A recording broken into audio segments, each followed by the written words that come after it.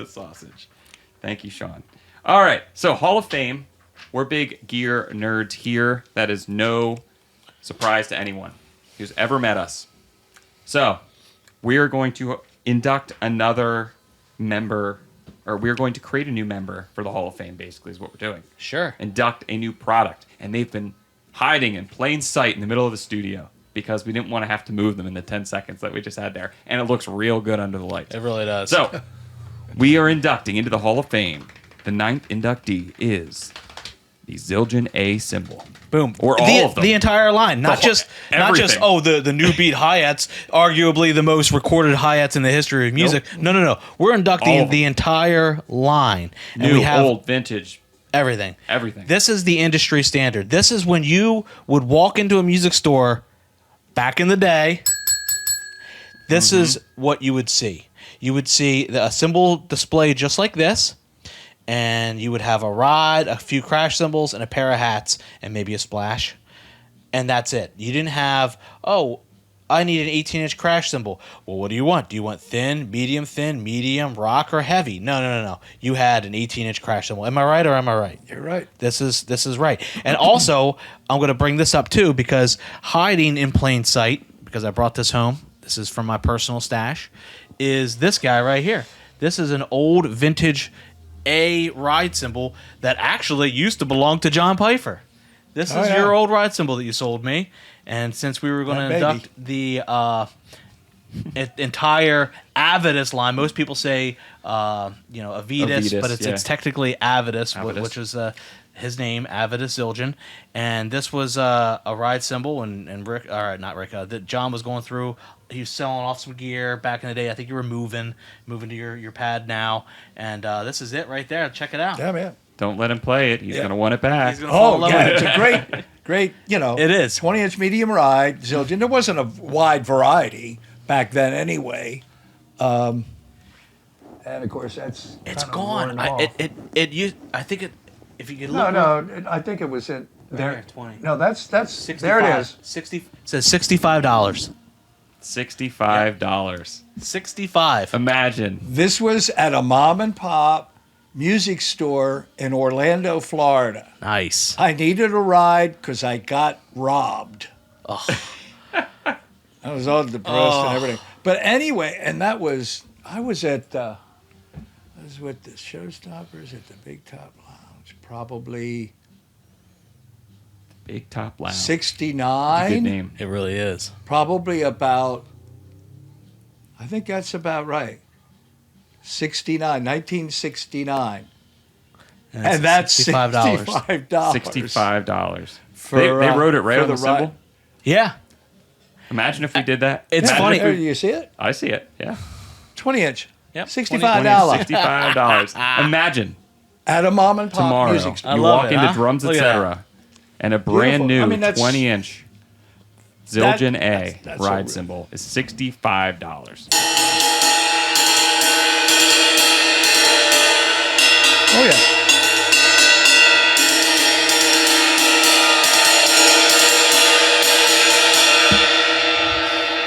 And it still responds. Yep. Nice stick, Beautiful nice response. rebound. Yep, it certainly does. It's And classic. That's classic. this is what I'm playing in my home studio right now.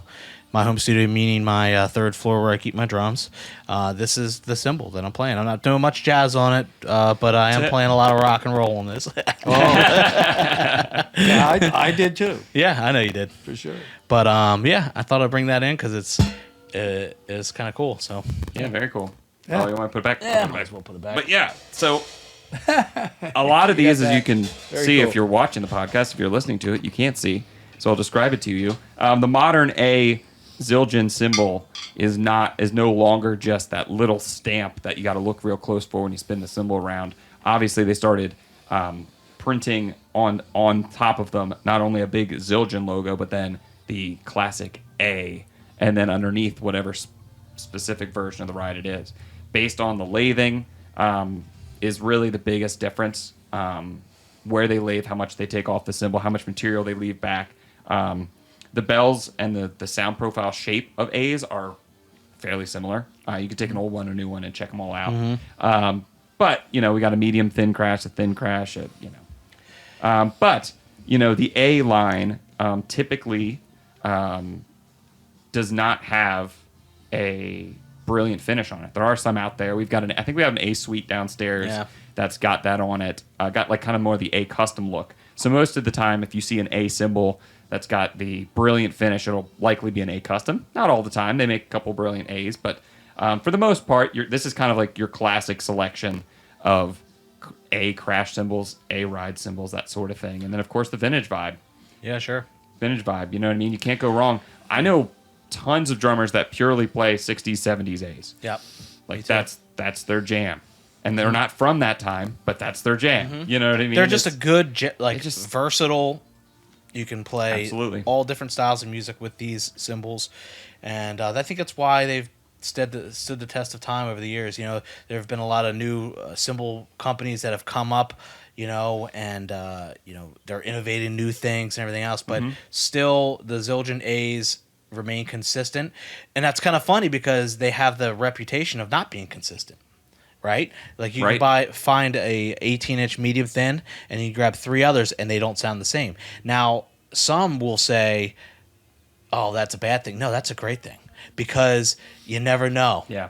You find oh my gosh, this 18, and it's the love of your life. And it's like you found it. It's beautiful. But if you're in love with that, and someone steals it or it breaks, chances are you're not going to be able to replicate that. That exact one. Yeah, that exact one. That is an interesting point, though, because with cymbals, we talked about this with Josh a little bit. It is funny that sometimes, from a retail perspective, from what we do selling stuff, it's nice when stuff's real consistent. Paiste's great at like every Paiste, signature 16-inch full crash is the exact same, basically. Like they're really, really similar. Yeah. Like you can in a pinch get one.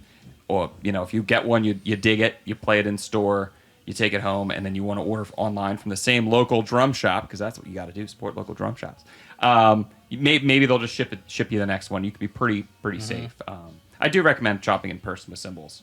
That's one of my most favorite things is when we get either new cymbals in direct from Zildjian factory or when they come in used. I gotta hear them, man. Yep.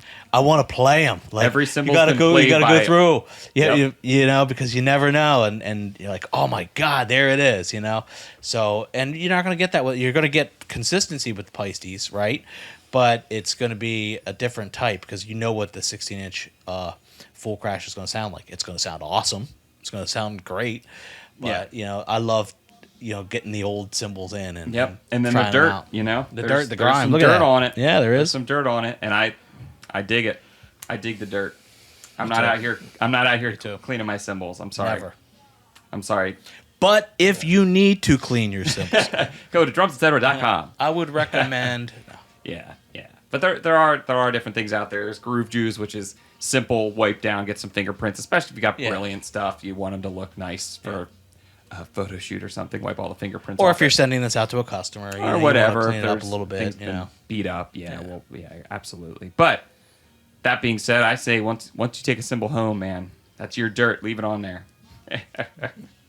But I haven't personally had much experience. I do think it's important to address this while we're talking about A's with the new Avidus stuff. The new fancy Zildjian Avidus stuff is very high end. Charge you an arm and half a leg for it, typically.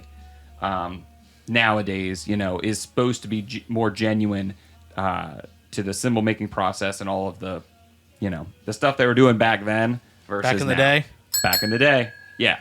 So, but I've heard sound demos, samples, and stuff, but I don't want to speak too much about those just because I don't have personal experience, and that's what it's all about. In my mind, is our impartiality with experience is what we can offer people. I know that you're a big Zildjian guy, John. Have you ever visited the Zildjian factory by any chance? Oh, long time ago. Okay, Oh, yeah.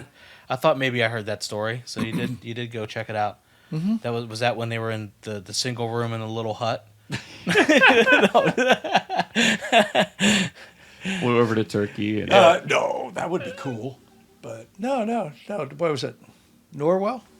Yeah. Oh yeah. Yes. Yep. And Okay. Massachusetts. that was just in the travels and meeting people, the same routine, as it should be always, networking, meeting people. And if you're in the environment, it's good to take advantage. Just never be afraid to ask. Yeah. That kind of thing, like, oh, he's important and all that kind of stuff. I'm all shy and everything, which I certainly was. But, Who was there? Who are you referring to? Was there someone there at the Zildjian factory when you were there? that was, yeah. What's his name was there? From Berkeley. Oh my gosh, there goes the name. It'll be here shortly. We got time. The Rolodex. We got time. It'll come around. Oh my goodness, that's the worst. Why would I even hesitate? But I do have that issue. But anyway, yeah, he was present. And I just remember, like, Mystery wow, man. that's, Oh yeah, see, There he I could is. tell. I That's could tell. I'm that like, guy. wait a minute, what are you saying? that guy. And but other than that, I was with a couple guys that were some local players, and they were familiar. They were connected. They were homies, and all that.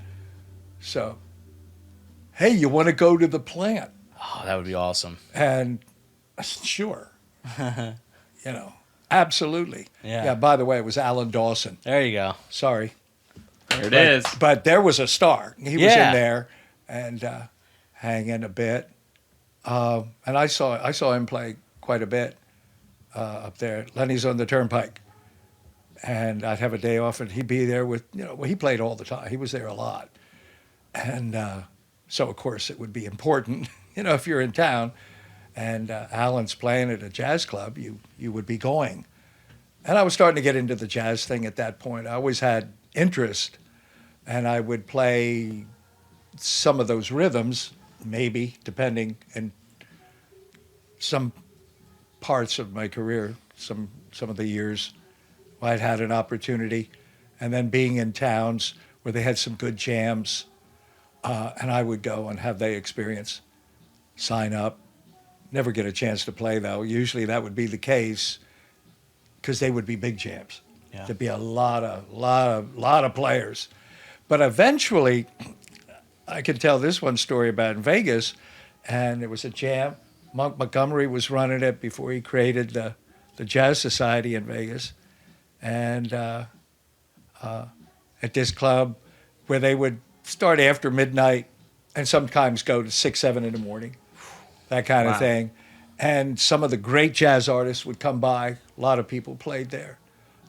And I started going there. I'd finish my show, and I'd head over, and I think the place was called the Black Magic back then, I think.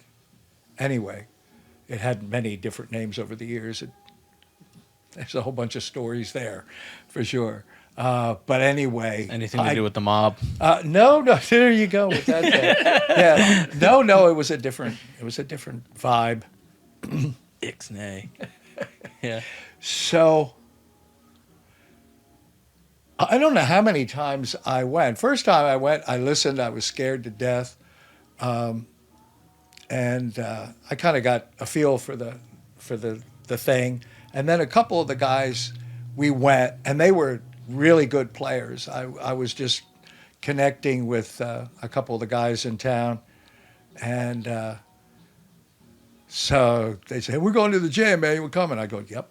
And I'd go and I'd listen to this incredible music because there was some serious playing going on there with named jazz artists. And they were just there to have fun. So you can imagine it went to another And this was like level. the after hours club, Yeah, right? Where like totally. the industry dudes were going. Yeah. Like There were, yep. Heavy hitters that Yeah. just finished all their shows. Yeah. There were some of those, but the majority of us were just sitting there listening to Yeah. the real jazz artists. Wow. Because you would be hesitant to even go Yeah.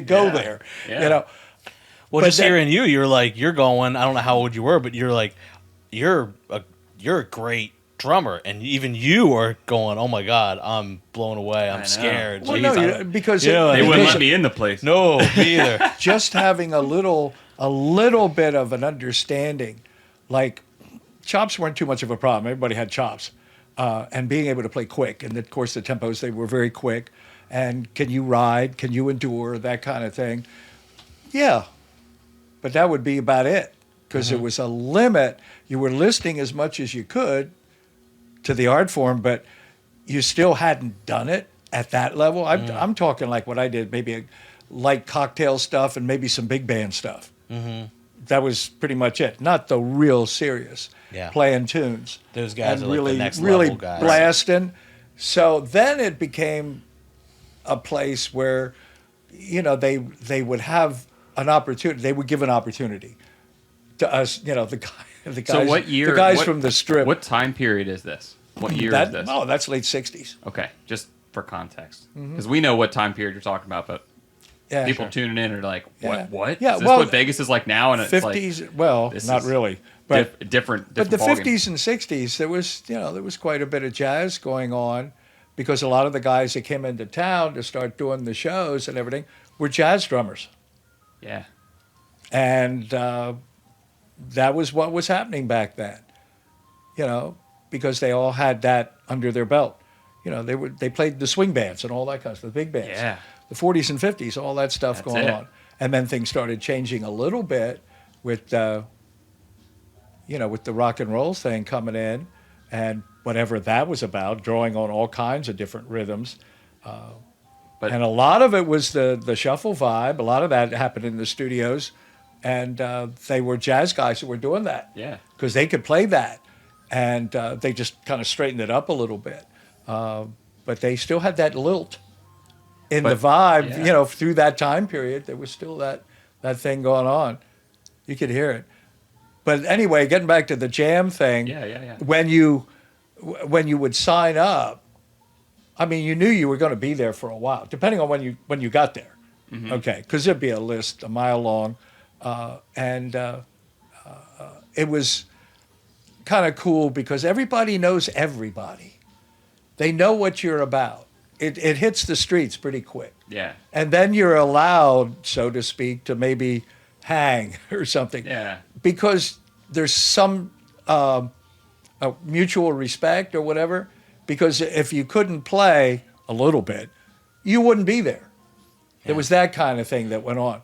And then you would have people that would network and start talking about you, what you're good at, what you're lousy at, you know, all that kind of stuff. Because they didn't pull any punches, but there was a lot of respect and a lot of people that cared for one another, and they were all pros, and they knew how to handle the situation. Yeah. You know, they knew what you could do and what you couldn't do, and it was just really, it was a nice vibe. How long did it take until Nice community. you were able to get up there and play with these guys? Oh, I probably went to the jam a half a dozen times, Okay. easily. Were you invite then? And then there was starting to just open right it up at a little. 6:30 a.m. Yeah. before Right, you know, before everyone went Right. home. Right. Once his Play a tune reputation and go have breakfast. once his reputation is known, it's like, okay, I know Johnny from he plays here and there, you know, and all of a sudden you're showing up at the gig. So you're just saying that it's like everyone's talking, and Yeah. it's almost like your reputation precedes you in a weird, A little way. In a weird Yeah, and way. they It's know, like, all of a well, sudden, when you're gonna well, John go. can Right. get up, and then you're invited up. Yeah, and there was that. It was almost like a window they had set up, and of course it was further along, and it would depend who was showing up too. Right. And that's why you really wouldn't get a chance to play, because you would have, especially when a lot of the heavyweights would be in town playing, and they'd be making the jam. Then a lot of the people they were supporting and a lot of the stars would show up at this jam. Yeah. So So it's kind of everybody like- could be there. You know what this reminds me of? Is stand-up comedy stuff. Like you get bumped. You know what I mean? It's like the list. Yeah. Like someone shows up, a heavy hitter shows up, you get bumped. You know, that Sure. kind of thing. Oh, But yeah. I think it goes without saying that everyone was probably sharing a house kit, and everyone was playing Zildjian cymbals, Zildjian A's. I bet. Yeah. That's Yeah. it. That's how integral this stuff Yeah, is. those to, guys like, aren't loading in different drums. Like, oh, okay, Yeah. John, you're up. Hold on, let me go out to hang my on, car. Let me get my. No. Let me get my drums. stack Let and me get my my drums out of my car. Yeah, let walking in. me. You're walking with cases. I need walking to with play my cases. drums, bro. I need to play my drums. No, that would not happen. Walk in with cases, being like, If you- yeah, if where, you- do I load in? That's it. Where do I load in? Remember? Yeah. Across the street. Yeah, we have a funny story about that. We'll touch on it briefly because we're laughing about it. So there was an open mic that happened at the Sandwich Factory across the street. It still happens. Yeah, it still happens, right. But anyway, quick story time. Christy Engel, teacher here, she's been on the show, was going over and going to play with her band or something. Mm-hmm. So Goody and I had a band at the time. And we were like, yeah, let's go over and like hang. She's like, yeah, come out, play a couple songs. So we get over there, we sign up on the list or whatever. Christy's band signs up, like, And but it more very people do, quickly, too. Fill up. quickly fills up, like early, right? So then, I forget his name, but he's a local guitar teacher here. Signs up, like shows up, and He was is looking for expecting. slots. He was expecting it to be empty. it to be empty. Right. Maybe Right. in previous weeks it had been empty. So he Absolutely. was. He was trying to give his students a chance to jam and play. Right. So I guess there's like going to be a band playing, and then they sit in or whatever. But we're sitting there and we watch this happen. So before he even gets there, these students start showing up. None of these students have ever played a gig out. Yeah. It's very obvious, right? So some of them have like they're all bringing their guitar cases in. Some of them Amps. bring their own amp. Yeah. Some of them have like microphone stands, like if they, like. And it they- was all filled. And they brought it, but they brought all this stuff in alone. And they're like, literally, we saw this one poor kid literally had his amp like a stand man. and his amp a guitar stand and his guitar hard case, right? And he's standing behind the bar and like the only like the way that's set up over there, it's like the only way you can get to the stage and to the bathrooms and then to like it's like there's a bar and there's a wall, right? And he just set his stuff down. Just Yeah. right in the way. Just like I felt so bad for him. I like wanted to go over and luckily someone helped him, but I was going to go over and like pick Yeah. the stuff up because I was like, not now, kid, not Yeah. here. This is like you're on the freeway right now. Like Yeah. do not stop moving. The you know? service station is right there. Exactly. It's like this is There's the like way. exits. There's Yeah. on and off ramps, a circle. Yeah, and he like just set all his stuff down and he's just looking around waiting for his teacher to walk in. Man, that was a situation. But Yeah. sadly, then it was filled up, so they couldn't perform. But that was not the right situation for that Right, sort of yeah. thing. But Zildjian A's, man. Yeah, Zildjian yeah. A cymbals.